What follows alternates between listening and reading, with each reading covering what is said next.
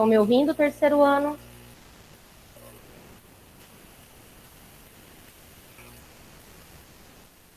Beleza?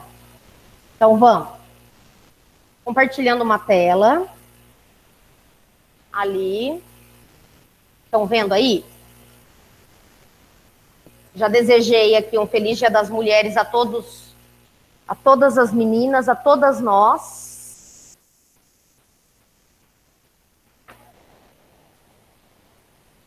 O álcool normal. Então. Vamos lá. Galera, antes de mais nada, antes de nós começarmos, hoje eu vou falar... Só vou fechar essa parte aqui, ó, de elemento coesivo, tá? Que eu não terminei na aula passada, sobretudo para os alunos que estavam lá no B, na semana passada, eu não terminei, então vou repassar rapidinho. Vou passar um pouquinho de vocabulário, vou passar uma análise de texto sobre as mulheres negras na sociedade brasileira, que é um texto bem legal, uma dissertação, né? E aí vou passar o tema da semana, que é sobre bullying. Já fizeram sobre bullying? Ah, tá. Mas antes disso, eu queria falar um pouquinho sobre as práticas e sobre as correções, né? Eu sei, assim, que alguns alunos... Não tem mais fio, né? De verdade. Tá escorregando, né? Eu sei que alguns alunos ficam aflitos, né, com relação à correção, mas ali a correção no Class, ela é bem complicada. Ela é diferente de uma correção manual, em que você pode riscar a redação do aluno, ou então se nós tivéssemos uma mesa digital para corrigir os textos, entendeu? Eu não tenho uma mesa digital em casa. Então tem aluno, eu não estou sabendo que eu errei, isso e aquilo, né?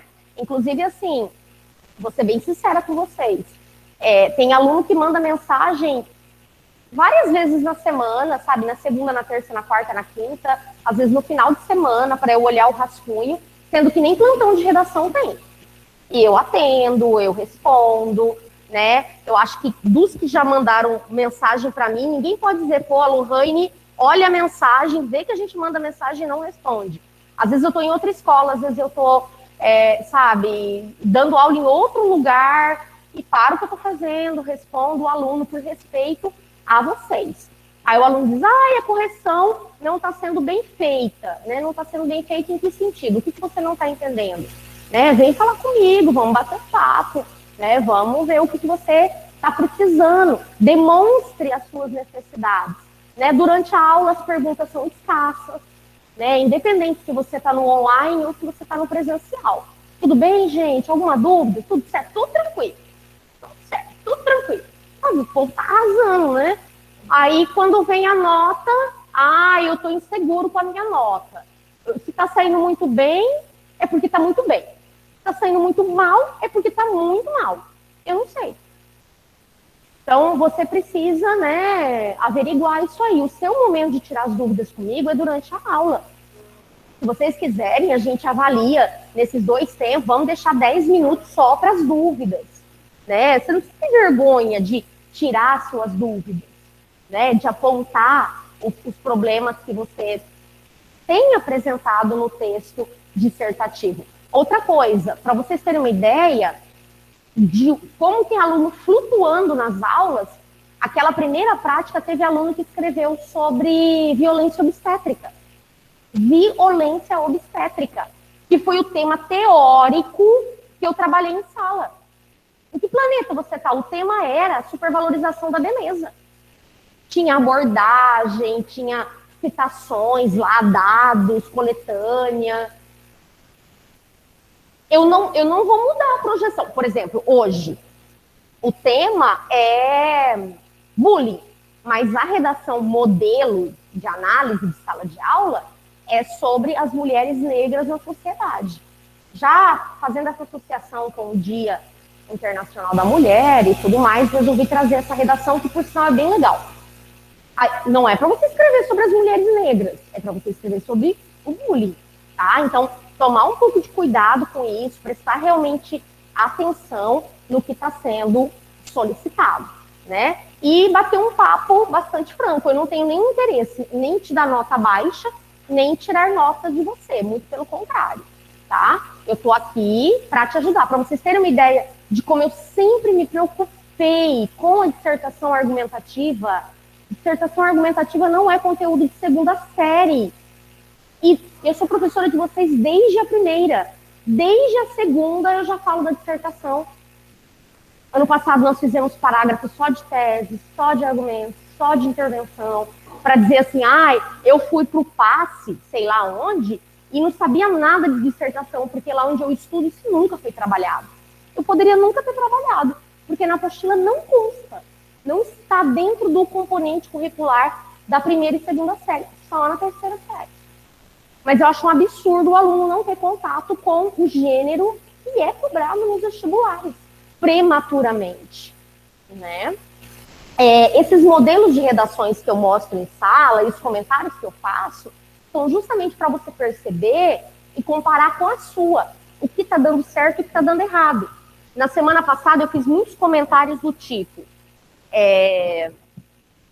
parágrafo expositivo. O que é um parágrafo expositivo?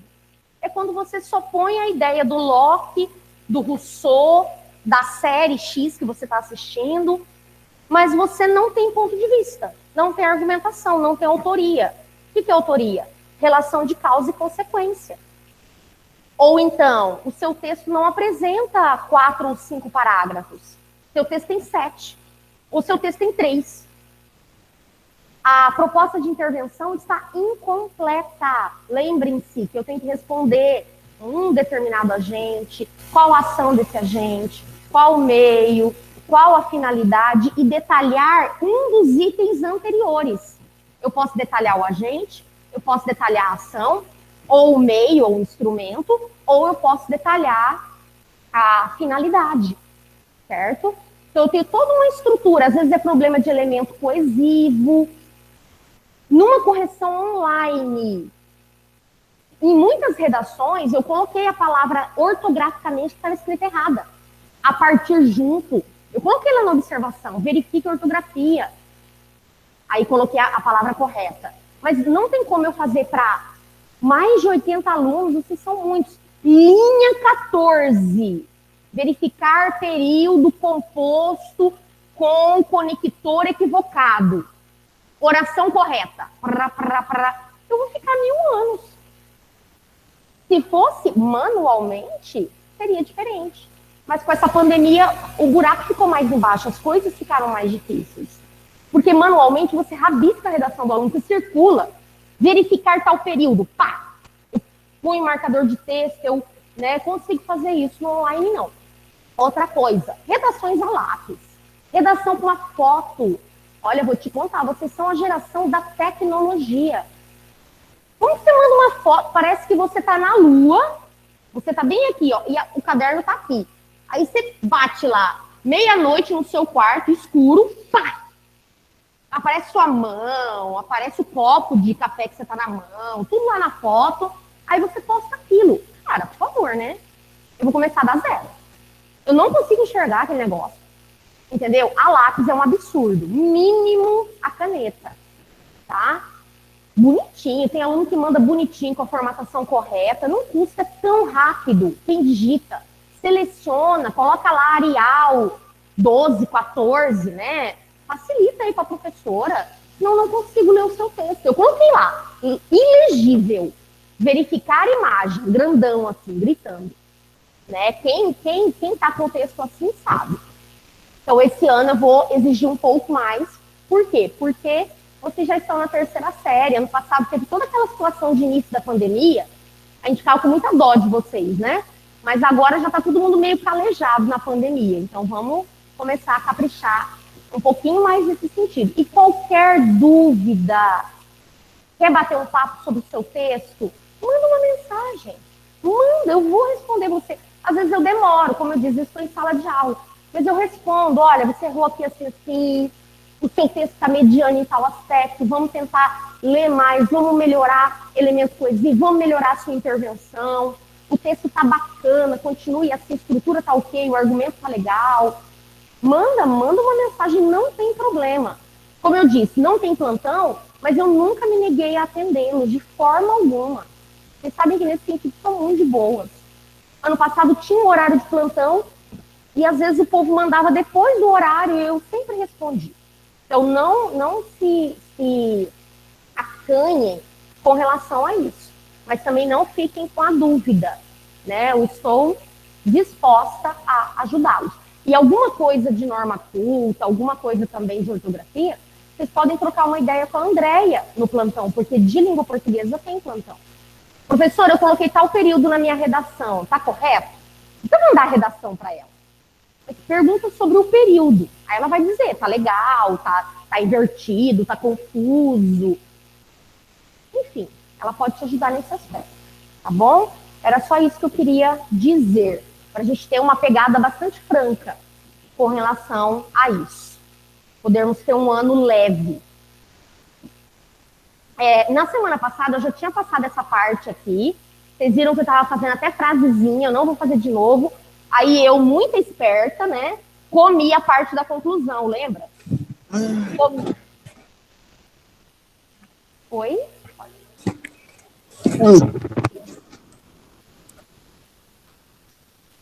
Né, ele quer dizer sim, sim. Sim, em japonês, eu entendi. Olha lá, conclusão. Portanto, que é o clássico, né? O dessa forma, ele tem um caráter bem mais de continuação argumentativa do que necessariamente é esse aqui, ó. Ué, por que vocês estão pondo a chamada? Ah, tá, desculpa. Desculpa, gente, desculpa. Então, dessa forma, eu não curto muito, tá? Eu prefiro portanto. Sendo assim, dá para usar o destarte, dá para usar, que tem esse caráter conclusivo também. Nesse sentido, logo, o assim, que sempre aparece no último período, dá para usar o assim sendo, tá? Se vocês não quiserem copiar, não tem problema, eu vou postar lá no grupo, mas peçam para eu postar, dá um grito lá, Lohane, posta a aula. E às vezes eu esqueço mesmo. Pode. Esses períodos que são operadores argumentativos, até passei uns na projeção passada, tem. Tendo em vista os aspectos expostos ou apresentados, vírgula, portanto, blá, blá, blá, blá. Aí sempre tem que colocar um portanto, um logo, depois do operador argumentativo, para ter cara realmente de conclusão, tá? Mas pode sim, sem problemas. Aí aqui tem um de oposição, ó, oposição, de comparação, de causa e consequência. Desses aqui, o que a gente mais usa são esses aqui de causa e consequência, que é o porquê, junto, tá? Sem acento, enfim, que é aquele que indica explicação mesmo. Por isso, visto que, pois, de forma que, uma vez que, em consequência de. Até mesmo o logo no final do parágrafo argumentativo, para finalizar o microtexto. Cada parágrafo é como se fosse um pequeno texto. E é um pequeno texto, eu tenho começo, meio e fim. Qual que é o começo do parágrafo? Tópico frasal. Aí eu tenho a relação de justificativa, causa e consequência. Aí eu tenho o fecho desse parágrafo, que é uma conclusão. Vou mostrar isso mais uma vez hoje num texto para vocês perceberem. Então, enxergar cada parágrafo como um todo. Eu tenho o texto, que é o macrotexto, e eu tenho cada parte, que são os parágrafos, que é um microtexto. Ele também precisa ter uma relação de continuidade, que é um começo, meio e fim. Então, ele fica esquisito, ele fica incompleto, certo? Blá, blá, blá. Depois eu vou disponibilizar para vocês, mas usem, né, nos textos, tentem evitar repetir os conectores, enfim. Aqui eu coloquei os conectivos aditivos, que eles são também um dos mais usados nos textos dissertativos. O além disso, o também, igualmente, que dá para usar lá no início do argumento 2, igualmente, vírgula, para outra situação, bem como, em seguida, ademais, como também, além de, mas também, seguidamente, adicionalmente, sobretudo, do mesmo modo e, mas ainda. Esses são os de adição, quando eu trabalho essa soma argumentativa. Principalmente externo, né, conector externo, adicionalmente, tal questão é relevante, pará. Ou então, lá na proposta de intervenção. Quando eu termino uma ideia, aí eu coloco ponto e vírgula. Bem como o ministério não sei do quê. Ou além do ministério tal, para trabalhar uma outra intervenção. Eles aparecem bastante, tá? Aqui eu coloquei um pouquinho de vocabulário, ó. Por que eu vou começar a trabalhar vocabulário nas aulas? Porque vocês repetem demais. E a repetição perde ponto. Tanto na norma culta, que é a competência 1 do Enem, e a competência 5 da UFMS, da UEMS. A UFMS e a UEMS têm a mesma correção. As duas são feitas pela FAPEC, tá? A UEMS teve muita nota baixa, muita. Agora o resultado saiu na segunda-feira. Muitos alunos saíram mal, me procuraram e tal. Mas por quê? Não foi por conta da estrutura do texto. Foi por conta do tema. O tema era muito fácil. Era sustentabilidade e economia. Como relacionar esse vínculo entre desenvolver e a sustentabilidade, né? E manter esse ambiente sustentável. Mas o povo não conseguiu manter essa argumentação baseada no vínculo harmônico dos dois. Só sentou o pau no consumo e esqueceu de trabalhar a harmonia. Ao mesmo tempo que eu vou evoluir, que eu vou manter essa continuidade da produção em massa, que é o capitalismo, né? Enfim, que é a geração de empregos, que é a obsolescência programada e tudo mais, eu preciso trabalhar essa relação sustentável. Então, com relação ao vocabulário, como eu disse, perde na competência 1 do Enem e também na competência 4. Por quê? Porque o texto fica prolixo. Ele fica, sabe, redundante. Se você não substitui alguns termos. Tem umas palavras bem legais aqui, ó. A palavra objetivo, que aparece muito na tese e na intervenção, pode ser trocada por propósito. A palavra requisito por exigência. Resultado por consequência. Por exemplo, lá no argumento 2, ao invés de você colocar como consequência, você pode usar como resultado. Como resultado disso, pará. Capacidade por competência, determinar por estabelecer. Determinar aparece muito também na intervenção. É preciso que o Ministério da Saúde determine, tá? Ou é necessário que o Ministério da Saúde crie competências. Então, você pode usar outros verbos, né? Determinar, estabelecer, situação por circunstância. Essa palavra situação aparece muito também no texto. Planejar por programar. Investigar por averiguar. A palavra investigar aparece também, no sentido legal ou no sentido de fiscalizar, tá? Aparece bastante. Às vezes a gente olha isolado assim e fala, eu não uso essas palavras no meu texto.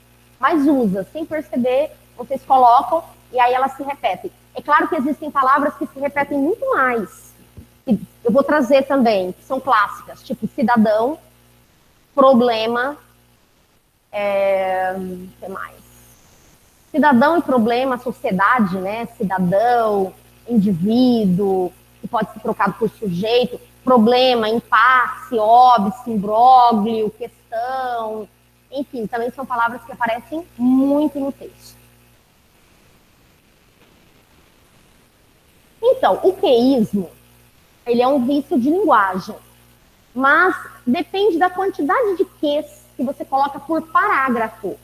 Porque o corretor, ele só tira ponto lá na competência 4 se você apresentar mais de 3 Qs por parágrafo. Então, qual que é a orientação? Substituir por outros pronomes relativos. Como, dependendo da oração, se for objeto direto ou indireto, o qual, a qual, pelo qual, pela qual. O onde, que também é um pronome relativo, só pode ser usado em caso de lugar. Sociedade, onde? Internet, espaço cibernético, onde? Japão, onde? Brasil, onde? Certo? No mais, rola o que mesmo, ou então a qual, o qual, pelo qual, pela qual, na qual. Aí dá para trocar também por um outro conector, um outro conector lógico. De repente, uma conjunção realmente. Só que daí tem que tomar cuidado, porque às vezes as conjunções também apresentam ques. Só que daí não é queísmo, que faz parte do elemento conjuntivo, entendeu? Não tem problema. É só quando o que está isolado mesmo. Mas, sem dúvida, é um vício de linguagem. Assim como o eco. Por exemplo, um período em que eu tenho 4, 5 palavras que terminam em ão. Cidadão, constituição da nação, sabe? É eco, porque rima. Pode perder ponto também de norma culta. Mas é bem mais raro o aluno perder ponto por erros de vício de linguagem como eco do que queísmo. O queísmo fica mais evidente. Mais palavrinhas aí, ó. Corroborar, que também é uma palavra que aparece bastante no texto, que significa confirmar. Né? Tal situação, corrobora, para o fim, não sei do que. Prescindir, que é desprezar, tá? A sociedade prescinde das leis, das regras de biossegurança na pandemia. Quer dizer, a sociedade despreza as regras de biossegurança na pandemia. Então, são palavras legais também de se usar. Isso aqui que eu estou mostrando, você deve estar pensando, a Lohane está querendo que a gente use essas palavras para fazer rebuscamento no texto. Muito pelo contrário. O rebuscamento linguístico, ele não é bem visto no texto. Tá? Isso aqui, rebuscamento, palavra chique, não é bem visto. Não é para você ficar colocando palavra chique. Isso aqui não é palavra chique. Elas fazem parte do nosso vocabulário. É que às vezes você não lê muito e não as conhece.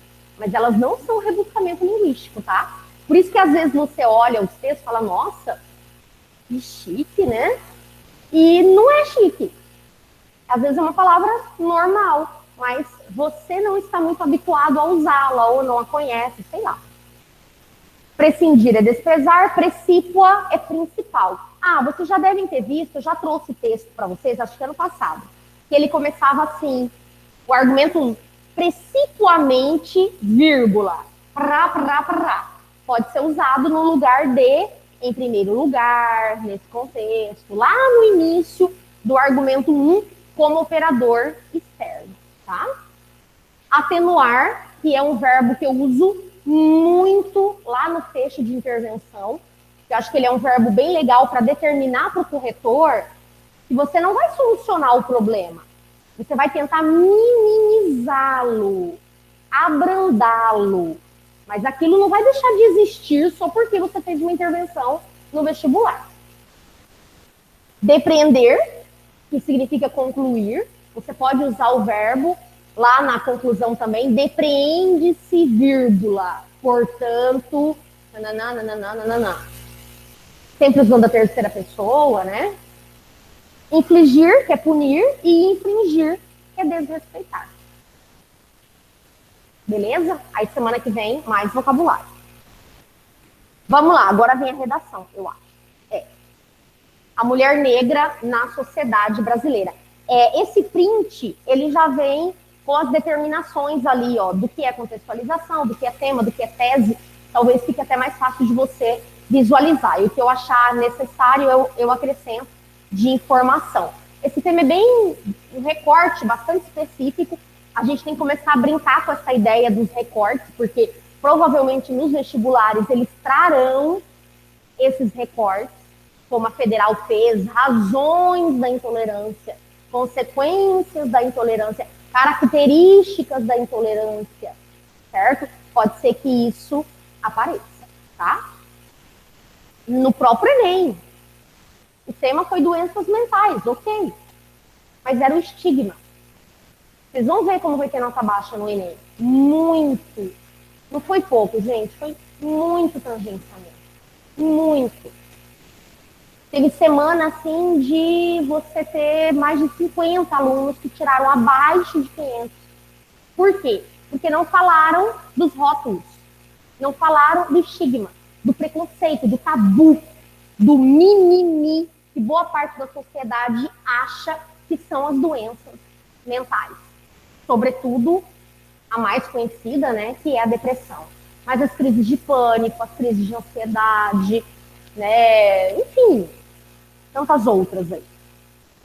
Então esse tema é bem legal, mulher negra. Desde a colonização, a sociedade brasileira é composta por uma estratificação na qual negros, olha a presença do na qual aqui, ó.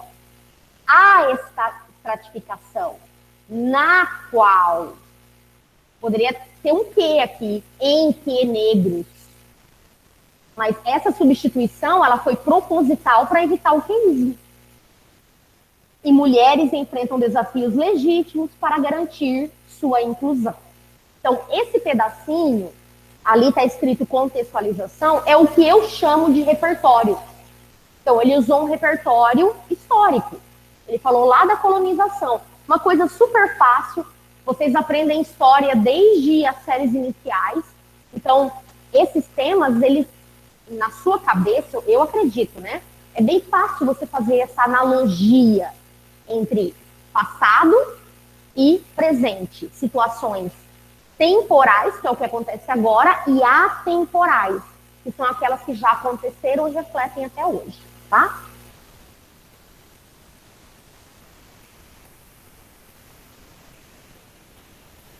Não, pode usar. O que acontece? O clichê. Gente, uma pergunta aqui no presencial, ó. Se esse tipo de repertório, de usar resgate histórico, não fica muito piegas, muito clichê.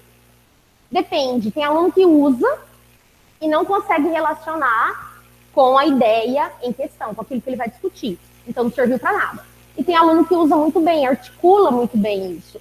Então fica bacana. Não precisa ter medo de usar resgate histórico. Não precisa de verdade. E, assim, sei lá, em meio a cada pacote de redações do Enem, que vem 50, de 50 a 50, às vezes 2, 3 começam com resgate histórico. Às vezes você encontra uma redação que começou com uma série, aqui nesse pacote, daqui a 4, 5 pacotes, a mesma série. Então é muito raro bater, mas por muita coincidência. Às vezes é clichê aqui na sala de aula, porque o professor deu a sugestão, aí 4, 5 começam do mesmo jeito. Mas no vestibular mesmo não. Por quê? Porque é muita prova. Então o corretor ele não consegue nem dinamizar o número de indivíduos que citaram a mesma coisa.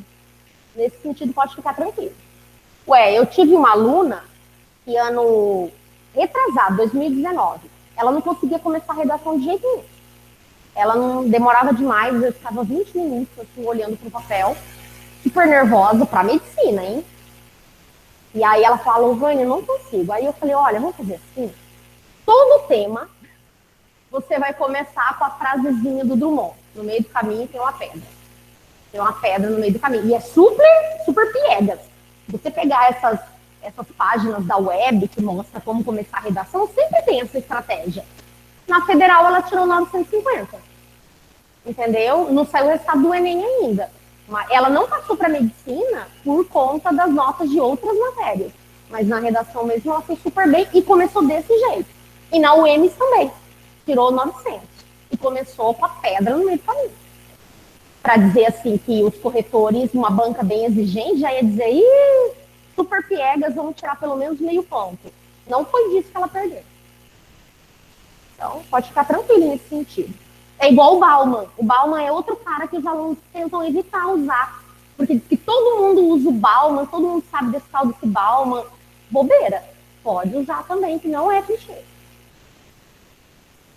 Exatamente. Outro também que todo mundo evita e quase ninguém usa é o Platão.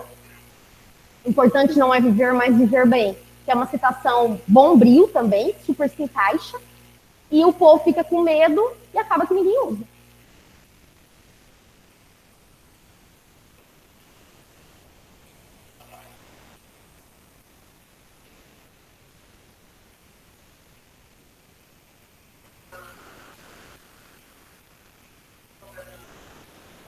Uhum. Sim.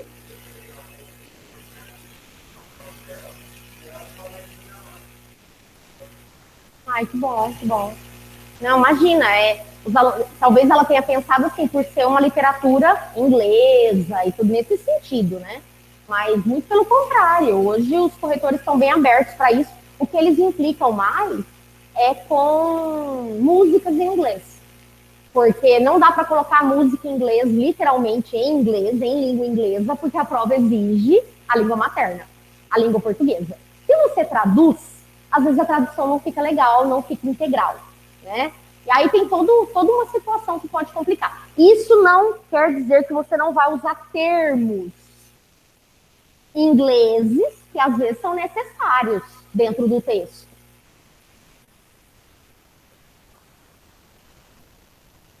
Pode, pode. A série tem um nome em inglês, pode citar. Por quê? Porque a série você vai comentá-la.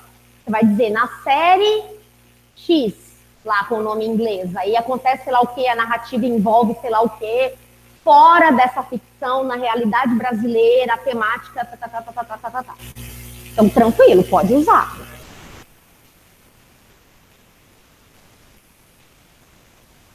Entre aspas. Gente, eles estão perguntando aqui na sala sobre o nome das séries, tá? Em inglês pode usar e entre aspas, tá? Tá chiando? É o microfone? É o microfone?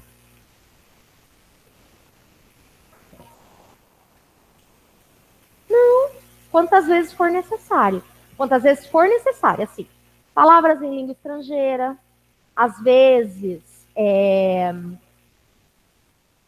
Então, a metáfora não é bem vista no texto porque ela é conotativa, né? Então, eu não acho legal utilizar. Então, como eu disse, palavra em língua estrangeira, citação literal, né? Sei lá, conhecimento é poder, aí entre aspas, e só.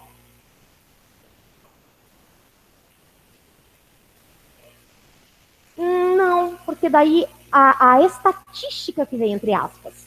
Por exemplo, jornal Folha de São Paulo aponta que, sei lá, tantos por cento da população foi vacinada em 2021. Aí esse dado do percentual da população que foi vacinado que vem entre aspas. O nome do jornal mesmo não. Só se você estiver citando só o jornal. Vamos supor que o tema seja liberdade de expressão no Brasil, ou a comunicação, o cenário comunicativo no Brasil. E você queira citar a Globo. Aí você pode pôr entre aspas, tá? Você vai citar especificamente essa emissora para comentar alguma coisa sobre a postura dela no cenário da comunicação. Tudo bem.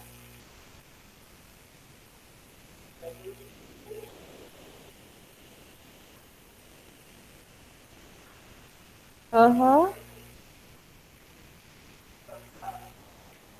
Aham.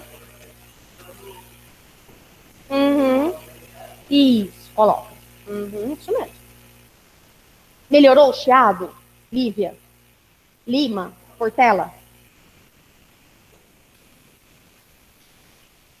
Não? Ninguém falou mais nada. Ó, não? Eu vou comentar depois com o Pedro. A aula tá acabando. Vou comentar na hora do intervalo aqui, ó. Nesse contexto, saindo aqui da colonização, nesse contexto, verifica-se que mulheres negras acumulam condições de resistência ainda mais problemáticas para vivenciar seus direitos em plenitude. Então, aqui eu tenho o tema, ó, mulheres negras, problematização, aqui, ó, situações problemáticas para vivenciar os direitos. Então, eu trago o tema e aí eu já deponho a tese, porque a tese é um ponto de vista.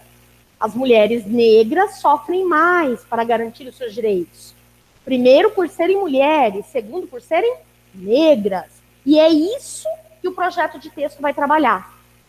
Olha lá, por meio dessa ótica, importa estabelecer um debate capaz de reconhecer o preconceito racial, assim como o preconceito de gênero, como fatores que prejudicam a garantia de direitos dessas cidadãs. Essa repetição da palavra preconceito, ela é desnecessária. Ele poderia ter colocado assim, estabelecer um debate capaz de reconhecer o preconceito racial e de gênero, como fatores que prejudicam a garantia de direitos dessas cidadãs. Ficaria bem mais fluido, bem mais objetivo, do que reforçar preconceito de gênero e preconceito racial. Então, no argumento 1, ele vai falar do preconceito racial, e no argumento 2, ele vai falar do preconceito de gênero. Tá bom? Obrigada, daqui a pouco eu tô de volta.